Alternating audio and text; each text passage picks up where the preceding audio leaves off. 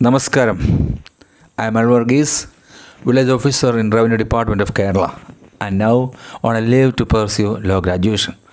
I am a student of Manjimbe College of Law at Bangalore, which is affiliated to Karnataka State Law University. എൻ്റെ പ്രിയപ്പെട്ട സുഹൃത്തും revenue വകുപ്പ് ഉദ്യോഗസ്ഥനുമായ ശ്രീ സുനിൽ പ്രശാന്ത് ഒരു village ഓഫീസറുടെ ചോദ്യം എനിക്ക് അയച്ചു തരികയുണ്ടായി. മാഷ് എനക്കൊന്ന് പട്ടയത്തിന്റെ പട്ടയം കൊടുക്കുമ്പോൾ ശ്രദ്ധിക്കേണ്ട കാര്യങ്ങൾ ഒന്ന് കൃത്യമായിട്ടൊന്ന് വോയിസ് ഇട്ടുതരാം. അതായത് ഞാൻ പറഞ്ഞില്ലേ ഇപ്പൊ ഇതിനുള്ള രേഖയില്ലാത്ത കേസിന് എന്തെല്ലാം നമ്മൾ ശ്രദ്ധിക്കണം. ലാൻഡ് ട്രൈബ്യൂണലിലേക്ക് എൻ റിപ്പോർട്ട് അഥവാ സുവമോട്ടോ റിപ്പോർട്ട് സമർപ്പിക്കുമ്പോൾ എന്തൊക്കെ ശ്രദ്ധിക്കണം എന്നതാണ് ചോദ്യത്തിലുള്ളത്. കൃത്യമായി പറഞ്ഞാൽ മറ്റ് രേഖകളൊന്നുമില്ലാത്ത കൈവശക്കാരൻ്റെ വിവരങ്ങൾ സമർപ്പിക്കുമ്പോൾ ശ്രദ്ധിക്കേണ്ട കാര്യങ്ങൾ.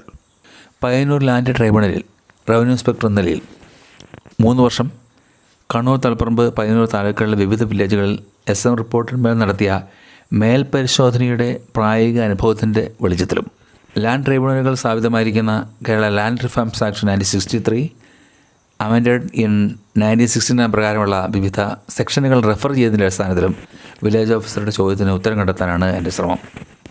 1970 ജനുവരി 1 കേരള ലാൻഡ് റിഫോംസ് ആക്ട് പ്രാബല്യത്തിൽ വന്നത്. ജന്മി കുടിയാൻ ബന്ധം അവസാനിപ്പിക്കുകയും ജന്മാവകാശം സർക്കാരിൽ നിശ്ചിതമാക്കുകയും ചെയ്ത ഐതിഹാസിക നിയമമാണ് കേരള ഭൂപരിഷ്കരണം. കുടിയായ്മ കണ്ടെത്തുകയും കുടിയാന് ജന്മാവകാശം പതിച്ചു കൊടുക്കുകയുമാണ് ക്വാസി ജുഡീഷ്യൽ അധികാരങ്ങളുള്ള ലാൻഡ് ട്രൈബ്യൂണലിൻ്റെ ചുമതല.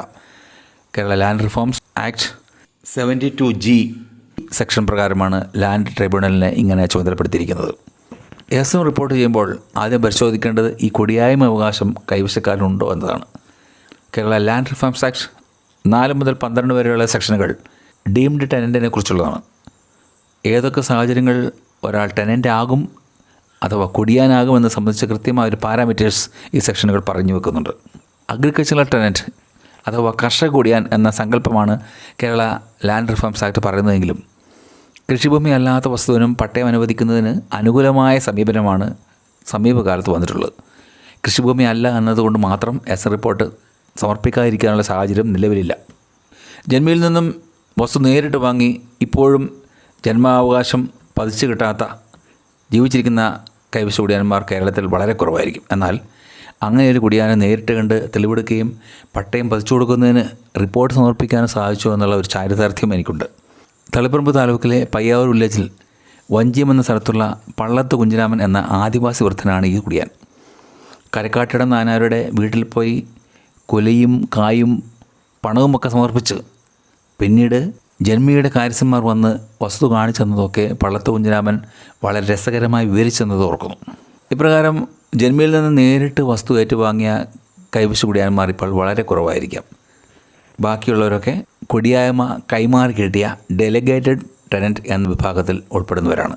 കുടിയായ്മ കൈമാറി കിട്ടിയിട്ടുള്ളവർക്കും ജന്മാവകാശം പതിച്ചു കിട്ടുന്നതിന് എല്ലാവിധ അവകാശങ്ങളുമുണ്ട്. ഈ സാഹചര്യത്തിൽ ഒരു വസ്തുവിന് രേഖകളില്ല എങ്കിൽ കൂടിയും എൻ റിപ്പോർട്ട് ചെയ്യുന്നതിന് നിയമപരമായി യാതൊരു തടസ്സവുമില്ല. കേരള ആക്ടിൻ്റെ ഒരു പ്രത്യേകത കൂടിയാണ് കുടിയായ്മ തെളിയിക്കുന്നതിന് യാതൊരുവിധ തെളിവുകളും അഥവാ എക്സിബിറ്റ്സും നിഷ്കർഷിക്കുന്നില്ല എന്നത്.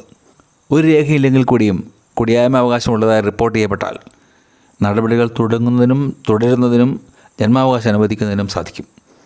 അതിനാൽ തന്നെ രേഖകളില്ല എന്നത് എൻ റിപ്പോർട്ട് ചെയ്യുന്നതിനെ സംബന്ധിച്ച് യാതൊരുവിധ തടസ്സവുമില്ല. എങ്കിലും മറ്റ് രേഖകളൊന്നുമില്ലാത്തൊരു വസ്തുവിനെ സംബന്ധിച്ചുള്ള എൻ റിപ്പോർട്ട് ചെയ്യുമ്പോൾ വസ്തുവിനോട് ചേർന്ന് കിടക്കുന്ന വസ്തുവിന് ജന്മാവകാശം പതിച്ചു കിട്ടിയിട്ടുള്ളതാണോ എന്ന് പരിശോധിക്കാവുന്നതാണ്. വസ്തു എൻ കക്ഷയിലേക്ക് എത്തിച്ചേർന്നതിൻ്റെ ചരിത്രം അന്വേഷിക്കണം. ചെറിയ അളവ് മാത്രമുള്ള വസ്തുവാണെങ്കിൽ സ്വാഭാവികമായും ചുറ്റുമുള്ള വസ്തുവിനോട് ഏതെങ്കിലും തരത്തിലുള്ളൊരു കണക്ഷൻ കണ്ടേക്കാം. അതുകൊണ്ട് തന്നെ ചുറ്റുമുള്ള കൈവശക്കാരനെയും അവരുടെ വസ്തു പ്രമാണത്തെയും വ്യക്തമായി മനസ്സിലാക്കി പഠിക്കുന്നത് നന്നാവും.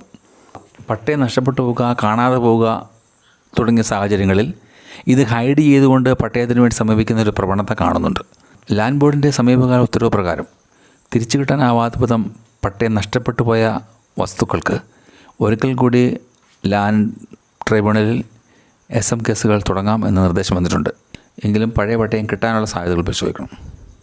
പട്ടയവസ്തുവിനോട് ചേർന്ന് കിടക്കുന്ന അധിക വസ്തുവിന് എൻ റിപ്പോർട്ട് സമർപ്പിച്ച് കാണുന്നുണ്ട്. പട്ടയത്തിലോ ആധാരത്തിലോ പറയുന്ന വസ്തുവിൻ്റെ 4 അതിരിനുള്ളിൽ കാണുന്ന അധിക സ്ഥലം എൻ റിപ്പോർട്ട് ചെയ്യുന്നതിൽ യാതൊരു തെറ്റുമില്ല.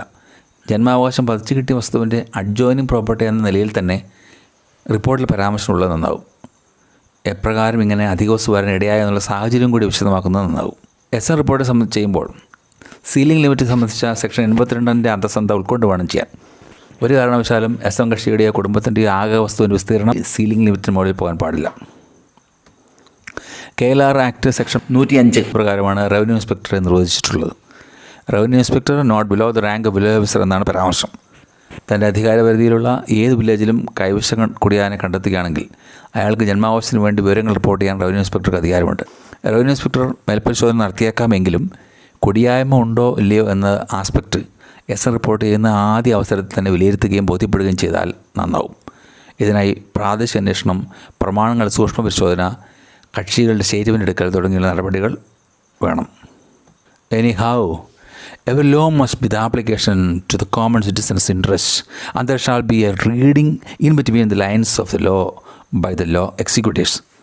Laws are for the benefit of the people rather than to restrict them. So as a revenue officer, one must think how to interpret the law to the benefit of the common man.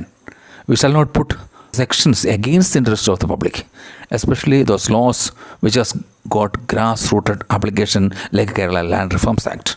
A revenue officer must meditate how to make use of provisions of the law to the betterment of people and downtrodden. As a quasi-judicial body, the land boards and land tribunals must have a humanitarian view of law interpretation and its application rather than strictly adhering to the provisions of the various sections.